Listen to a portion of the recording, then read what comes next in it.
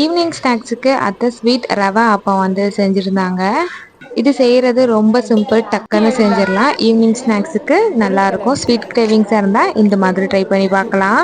இது பண்ணுறதுக்கு 1 கப் அளவு ரவா வந்து கொஞ்சம் நேரம் தண்ணியில் ஊற வச்சுட்டாங்க. நல்லா ரவா ஊறி வந்ததுக்கு அப்புறமா லைட்டாக கையில் மேஷ் பண்ணி விட்டு அதுலேயே 2 கப் அளவுக்கு கோதுமை மாவும் 2 கப் அளவுக்கு ஒயிட் சுகர் சேர்த்துட்டு நல்லா கரைச்சி வச்சுக்கணும்.